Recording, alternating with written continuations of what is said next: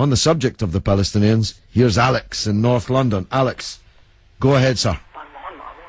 Hi George, I'm calling from North London. I've been listening to you for 3 months now. Okay. Never had the chance to speak to you. Okay. But I was just calling on. I was listening to you a couple of nights ago, and you were talking to these people, and they were saying that Israel, the Jews, did not have the right to gain Israel from the Palestinians. And I was just saying, throughout history, the Jews have been persecuted, obviously from the Holocaust, and we were granted Israel as a result of this.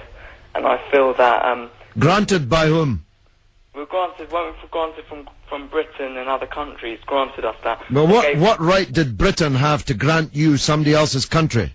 Well, it's due because we lost 6 million people. No. I'm not arguing about that. I'm going to come on to that. But what right did Britain have to grant you somebody else's country? We had the right because we lost 6 million people and we did not have a home. Well, yeah, I'm going to ask you for a third time. What right did Britain have to grant you somebody else's country? Well, they didn't. Well, they were giving us the right because it was they were basically gave us because of the.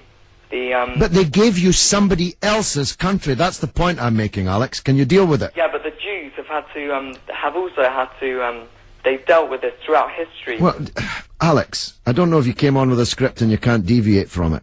Can you please answer that point? And we'll come to the Holocaust and who was responsible for it and who should have paid and what they should have paid for it. But given that you've said Britain granted you, and you're presumably saying you because you're Jewish, somebody else's country, I'm asking you, what right did Britain have to grant you somebody else's country? Britain, you could say they didn't have a right, but they came in and dealt with us and with the Jews having lost all these lives, and they basically granted us this land. Okay. Well, I see I'm getting nowhere on this, Alex, so let me deal with your overarching point. Maybe you're just not equipped to deal with the principal point that I have made.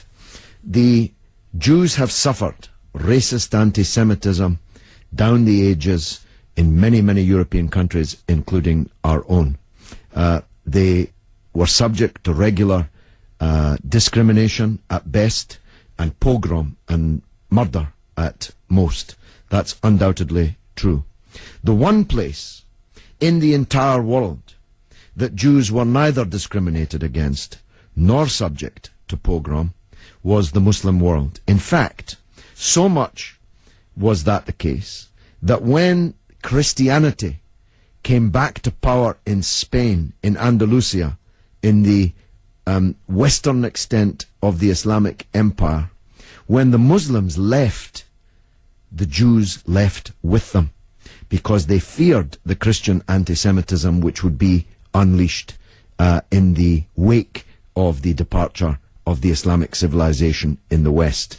That's why so many Jews are to be found even today, and were to be found in profusion before the creation of the State of Israel, in countries like Morocco and along the North African coast, because under the protection of the Muslims, the Jews left Europe and went to live in North Africa.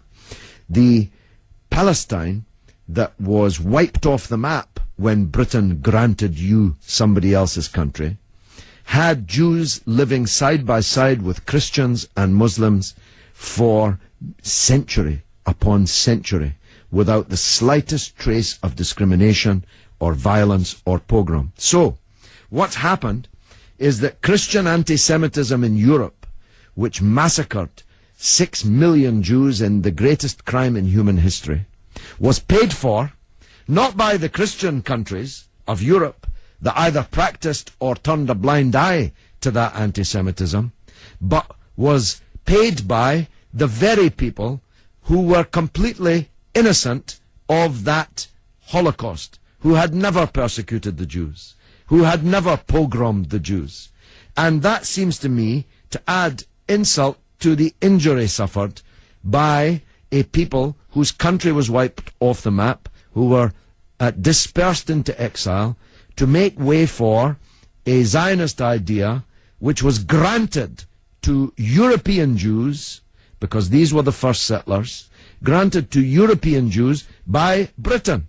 And as you have singularly failed, 4 times I asked you, to acknowledge that Britain had no right to give away somebody else's country, one country giving to a second people the land that actually belonged to a third people, it seems to me an all-round injustice, don't you think, Alex? Yeah, I agree that they didn't so much have the right, but they were stepping in after the Holocaust to grant it to the Jews. But it was long before the Holocaust that Britain stepped in. Britain stepped in 1917 with the Balfour Declaration made by the British Minister Balfour on our behalf to a group of atheistic Zionist Jews. I make the point about atheism because it's now claimed that this is some biblical land right, as if God was an estate agent.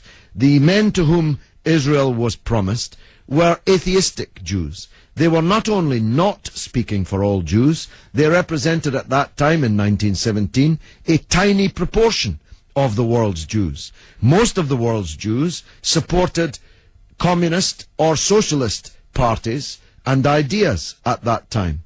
The Zionists represented a tiny sliver of Jewish opinion at that time. Yet Balfour promised them the land which belonged to a third people, without consulting either the British or the world's Jews, and least of all, consulting the Palestinians. Okay, well, thanks very much for talking. Okay, Alex, thanks for listening, my friend.